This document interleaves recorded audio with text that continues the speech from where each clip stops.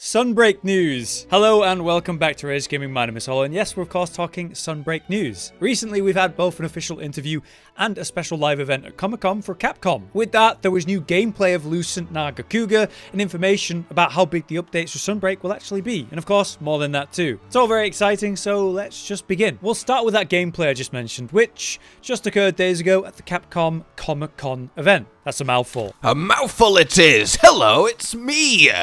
Oh, look at this gameplay! So we have the camp on the Forlorn Arena, and it really is good to see the Forlorn Arena back. I have missed Lucent, and honestly, feels like so long ago I was watching Baby Cotton get destroyed repeatedly in his attempt at 3 Ultimate. In any case, it's very clear to see how much the map has improved. Of course, it's got the Rise and Sunbreak trimmings, like Starbugs and, of course, Endemic Life, but Lucent himself is looking just beautiful. I love what they've done with him visually, the white shock of fur. He very much has his own distinct palette now, and his moves, visibility. There is something so special about an invisible monster, and he seems to actually have some proper combos that come out of invisibility, which is just mean, including an invisible tail slam, which, I mean, okay, wow. What a flip!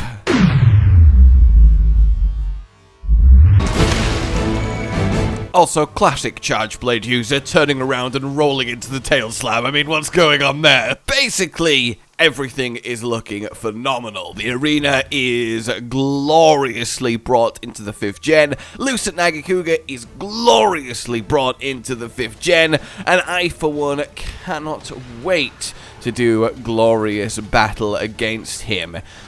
Just the backdrop and the moon and the tower, it's magic and magnificent, is it not? I really, it gets all the right tingles in all the right places. It really does. I have a feeling he is going to be one hell of a difficult fight, and that is so cool. I will throw you back to Mr. Hollow then for a look at a very eye-opening interview.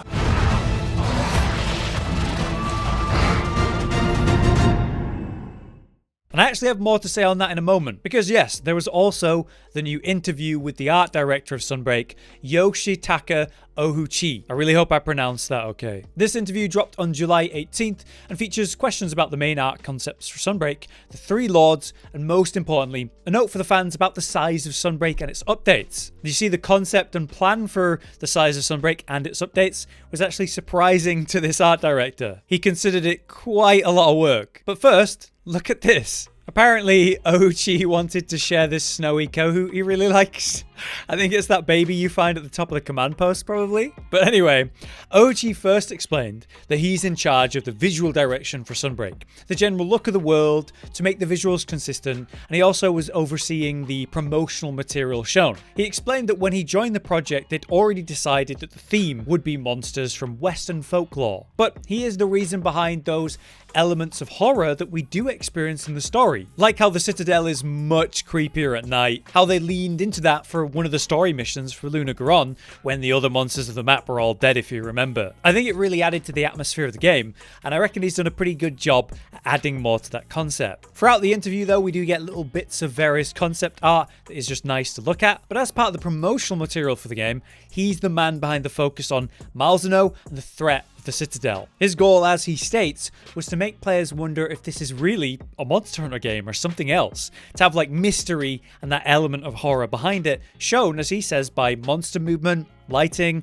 and camera angles to emphasize the right beats. But as we got further through the process of the media stuff, he was to show a hunting scene that made it a bit more recognizable as Monster Hunter. That's where we got to see Fiorrain joining us for the first time as part of a follower hunt to hit that new feature, as well as see new armor and weapons and other new stuff. The idea behind this scene was to get fans excited, to have us speculate what those new features shown could actually be, and obviously we did that. Now interestingly, there was meant to be a focus on the 3 lords being convincing, living creatures that have interesting ecology and a proper relationship with the world that they live in, as well as try to make the Citadel map have ties to some of the main characters with Easter eggs and other connections. That makes me think of that part with the Admiral and how his history of living at the Citadel was a thing before it was destroyed. We do discover that in the story. But personally, I definitely felt they did a good job with that living creature aspect. Like with Garangolm, who was basically just a big gorilla who's only really violent when you mess with his turf and him directly. Or that scene with Luna Garon,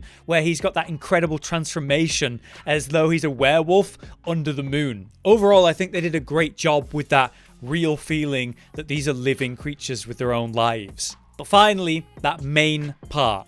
As a closing comment to the fans, Ohuchi explains that when he first joined, the director explained to them what he wanted to do. And this shocked him and his team because it seemed like the director wanted to make an entirely new game rather than just a new expansion. And he says from the work volume, the content itself, the dev team experienced something that certainly didn't feel like a mere expansion. He feels confident that they've fulfilled that bargain, that concept, and mentioned after that the free title updates coming after the major release, assuring us that they have not made any compromises there, and even comments that he wishes the director would give them more slack with the workload, saying that the series has a long history, and he notes that there is a clear weight of emotion from both fans and the devs themselves wanting to make sure that it lives up to the previous games. Sounds like there's a lot of passion there to me, that they're trying to give Sunbreak the best possible chance it can have. Maybe they're aware of the concerns many had with the size of the original game, to make it a bigger expansion, to make the game last with proper updates, rather than that feeling we had of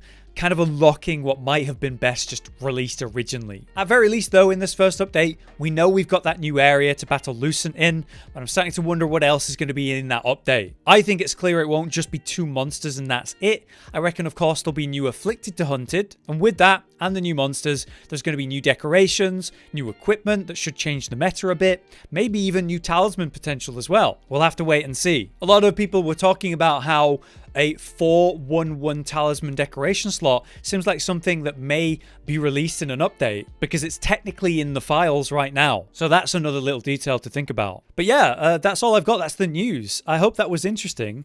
If you guys like this and want to see more content like this in the future when, you know, I have stuff to talk about, then let me know with a like on the video. It'll really help the video series. And yeah, let me know what you thought about the topics today. Until next time though, I've been Hollow, you've been you. Thank you very much for watching. We'll see you next time. Josh, Cotton, and Hollow with the videos, dropping the humor like a hammer on your tippy toes, bringing entertainment on a daily arrangement to take our insanity and turn it into entertainment. Yes, I said entertainment twice, to reiterate that it is nice to look into your faces on a mostly daily basis when you let us in your homes to make the whole world a stage.